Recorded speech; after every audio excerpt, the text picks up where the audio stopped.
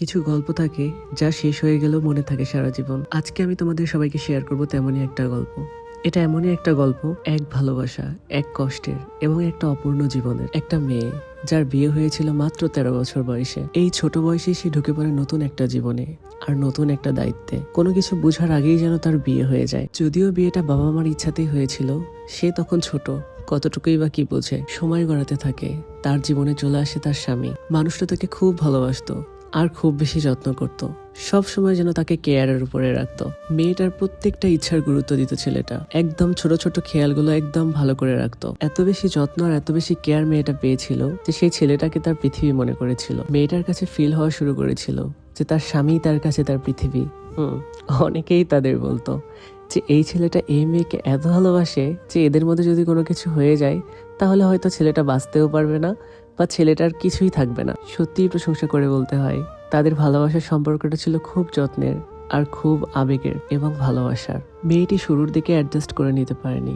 কারণটা হচ্ছে এটাই যে খুব অল্প বয়সে তার বিয়ে, আর সে শ্বশুর বাড়িতে গিয়ে কাকে কিভাবে সম্বোধন করবে বা কার সাথে কিভাবে বিহেভ করবে, তার হাজবেন্ডের কি কি কথা তার রাখতে হবে, এগুলো যেন তার জানাই ছিল না। বিয়ের শুরুর দিকে বা বিয়ের পরপর ছেলেটা যখন রুমে ঢুকতো তখন মেয়েটা একাই রুম থেকে বের হয়ে যেত। কারণ মেয়েটার কাছে এরকম লাগতো যে সম্পর্কটা আগে বোঝা দরকার, দুজন দুজনকে জানা দরকার।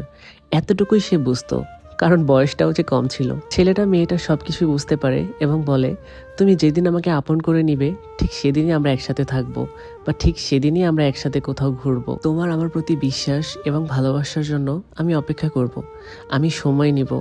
এরকম করে 2 মাস 3 মাস 8 মাস পেরিয়ে গেল। তারপর দুজন দুজনের প্রতি এতটা বন্ডিং হলো, মানে এতটা ভালোবাসা হলো যা বলে প্রকাশ করার মতো না। ছেলেটা বাইরে কোথাও কাজে গেলে মেয়েটা যদি কল ধরতে দেরি করতো তখন ছেলেটার মাকেই কল দিত, বলতো আমার বউকে দাও, আমি আমার বউয়ের সাথে কথা বলবো।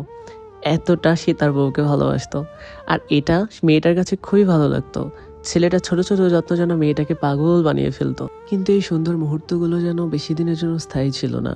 হঠাৎ সবকিছু বদলে যায়। একটা অ্যাক্সিডেন্টে ছেলেটা 3 তলা থেকে পড়ে যায়। ছেলেটার প্রফেশন ছিল ড্রাইভিং, সে ড্রাইভিং করত। আর যেই দিন সে পড়ে যায় সেই দিন তার অফ ডে ছিল এবং সে তার বন্ধুদের সাথে ছাদে গিয়ে আড্ডা দিচ্ছিল। বন্ধুদের সাথে কথা বলতে বলতে ছাদের পাশে একটা গাছ ছিল, সেই গাছের ওপর সে চড়তেছিল। হঠাৎ করেই সেখান থেকে সে পড়ে যায়। গুরুতর অবস্থায় তাকে আইসিইউতে ভর্তি করা হয়। প্রায় 21 দিন ছেলেটা আইসিইউতে ছিল। জীবন আর মৃত্যুর সন্ধিক্ষণে যেন তার জীবন পার হচ্ছিল। সে যেন লড়াই করছিল তার জীবনের জন্য। তার স্ত্রী প্রতিদিন তার পাশে বসে থাকতো, তার হাতটি ধরেই থাকতো আর চোখে পানি নিয়ে অপেক্ষা করত কোনো এক অলৌকিক ঘটনার জন্য। ছেলেটি 21 দিন কোনো কথা বলতে পারেনি, শুধু চোখ দিয়ে তাকিয়ে ছিল আর তার চোখের ভাষায় যেন কত কি বলছে, তার কত কষ্ট হচ্ছে সেটা বোঝানোর চেষ্টা করছে।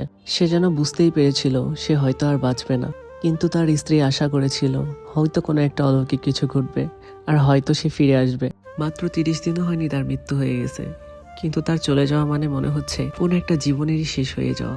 শেষ মুহূর্তে তার স্ত্রী তার সবকিছু তার হাতেই অনুভব করেছে। ছেলেটার মৃত্যু সেই মেয়েটির হাতেই হয়েছে। তার নিঃশ্বাস, তার কষ্ট, তার শেষ বিদায় মেয়েটা হয়তো একটু হলেও অনুভব করছে যে তার কতটা কষ্ট হয়েছিল। আজও মেয়েটা সেই মানুষটাকে ভুলতে পারে না। তার প্রতিটা যত্ন, তার প্রতিটা ভালোবাসা সবই যেন এখন স্মৃতি হয়ে আছে। মেয়েটা প্রতিটা রাত ছেলেটার বুকে মাথা রেখে ঘুমাতো। এখন কেউ নেই। এখন মেয়েটা কিভাবে সময় কাটায় এটা সে ছাড়া আর কেউই জানে না। তার কষ্টটা সে যেন কাউকে এক্সপ্লোরই করতে পারে না। আর কাকেই বা কি বলবে, যে মানুষটা চলে যায় সে মানুষটা তো আর কখনো ফিরে আসে না। মেয়েটা মনে মনে বা সবাইকে এখনো এটাই বলে যে মাত্র কয়েকটা দিন আগে যেই মানুষটা তার সব ছিল সেই মানুষটা যেন এখন স্মৃতি হয়ে গেল। মেয়েটার বর্তমান বয়স 21 বছর এবং ফুটফুটে 2টা সন্তানও আছে। এই মুহূর্তে মেয়েটার কি করা উচিত? আবার কি নতুন করে বিয়ে করা উচিত বা নতুন করে জীবন শুরু করা উচিত? মেয়েটি তার কথায় একটা জিনিসই প্রকাশ করে, সেটা হচ্ছে তার মতো করে কেউ তাকে কেয়ার করতে পারবে না, তার মতো করে কেউ তাকে ভালোবাসতে পারবে না। সে তার জীবন এইভাবেই পার করতে চায়। এটাই কি তার সঠিক সিদ্ধান্ত? আপনারা সবাই বলুন তো, মেয়েটির কি করা উচিত? এই গল্পটি থেকে আমরা এটাই বুঝতে পারলাম, কিছু ভালোবাসা কখনো শেষ হয় না, শুধু মানুষটা চলে যায় কিন্তু স্মৃতি রয়ে যায় আজীবন। সেই ভালোবাসাটা রয়ে যায় আজীবন, আর অনুভূতিগুলো সেটা যেন চিরজীবনের জন্য থেকে যায়। আজকে যে গল্পটি শেয়ার করলাম এটা আসলে কোনো গল্প না, সত্যিকারেরই জীবনের গল্প। গল্পটি লিখে পাঠিয়েছে রূপনা রূপা। আমরা তো এই দোয়াই করব সে যেন সবসময় ভালো থাকতে পারে আর তার সন্তানদের যেন সে ভালোভাবে মানুষ করতে পারে। তোমরাও তোমাদের জীবনের স্টোরি আমাকে লিখে পাঠাতে পারো যদি আমার ভয়েসে শুনতে চাও। নেক্সট আরেকটা স্টোরি নিয়ে চলে আসবো, অন্য কারো এক জীবনের গল্প। আল্লাহ হাফিজ এভরিওয়ান।